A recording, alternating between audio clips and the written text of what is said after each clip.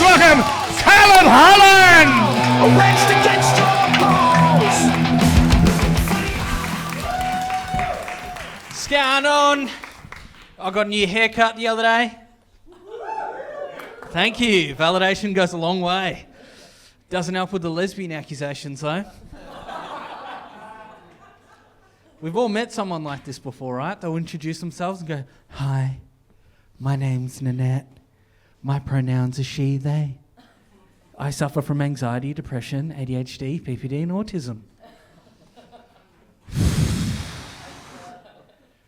So I introduce myself and say, "Hi, my name's Kaileb. If I drink too much milk, I'll shit my pants." There's a bit going on here. I'm a 28-year-old man with braces. My life is wonderful. I was at a bar the other day. I met a chick from Brunswick. It became quite flirty. We're talking to each other about the things we like. And she was telling me that she's into feminism, climate change, and body positivity. And I thought, oh, I'm a shoo-in here. Because this body needs some positivity. So I went to make my move and I put my arm around her. And then she just turned to all of her girlfriends and just went, "Ew! The guy with braces just tried to make a move on me." I was shocked. I was flabbergasted. I felt like I copped an arrow in the chest. I didn't know what to say.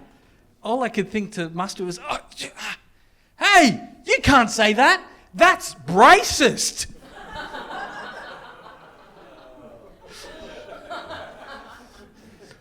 I like watching Netflix, watching dumb movies. Netflix is great. Da-dum. I like watching the action movies like Jason Bourne, John Wick. It's good fun. But all the bad guys, they're all the same. They all say the same bad guy-y stuff. Like they're all from Germany, England, or Russia. And it's all the same bad guy trope. They'll say, "I was burdened with glorious purpose." Or, "We will take over the world for global domination."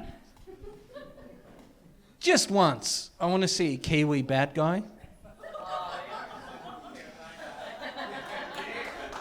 Just, "Mr. Bond, gonna blow up Australia? They've been saying we fuck sheep for too long, eh? Gonna set the death beam on them." I used to work for Centrelink in Frankston. I've seen some things. My whole job was I was a job employment coach. So I had to try and tell the unemployed how to get work.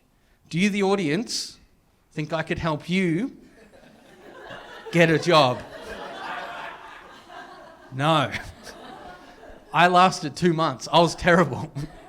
My whole job was telling the unemployed that sitting at home, smoking weed, playing video games and masturbating all day is a bad idea. I was this close to being on the other side of the desk. Sounds awesome, brother. You have no idea. Our bread and butter was eshays. You know the eshays? They're always wearing the footy shorts, high-vis shirt, rat tail. And you can always hear their attitude before they walk in a room. Fucking, yeah, rat, yeah. Like they're going to stab a seagull. One of my favourite clients, though, he came in and he filled out his paperwork. And you know on your paperwork how it'll have your preferred name. So say, for example, your name's Melissa, you put your name down as Mel. Your name's Lachlan, you put your preferred name as Lockie. This guy's name was Damon, and he put his preferred name down as Damo. Absolute weapon, this bloke. And they also had to write down their 3 preferred jobs as well. So normally it'd be like working at a bar, cafe, labouring.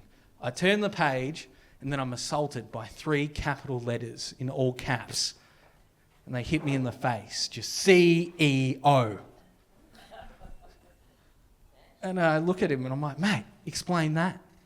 And he's leaning back in his chair and his eyes were squinty because you know how they always look high because they smoked a few cones. And he's leaning back and he's like, "Andrew Tate says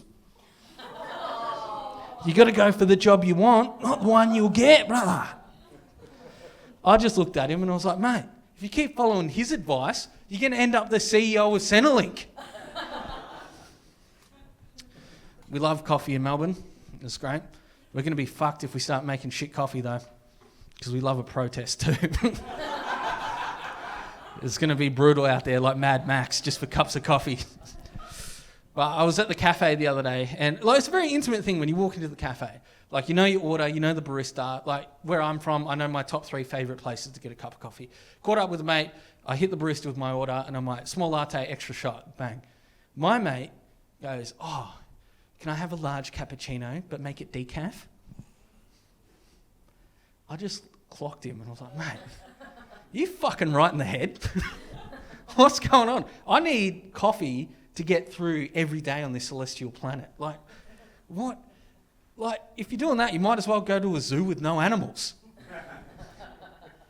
Or just... That's a dog, not a zoo. But then, yeah, or you might as well just have, like, opiate-free heroin. Just imagine asking that for the dealer. Just opiate-free. And if you're doing that, you might as well just go to the Yarra River, get a cup full of water, microwave it. Just as good. Anyone here grew up with Thomas the Tank Engine? That was the best, man. Fat controller. White helicopter. That was the best. And on my first day at kinder, I got into lots of trouble. I was always a problem child. Because there was this kid who was hogging the trains. He wouldn't even give me Percy, or the red one. So I did the only logical thing a 3-year-old could do at the time. That was I went to bite him.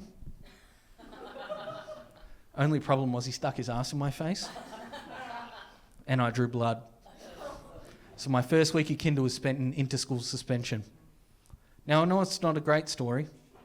It's a shit joke and a fucked way to end my set.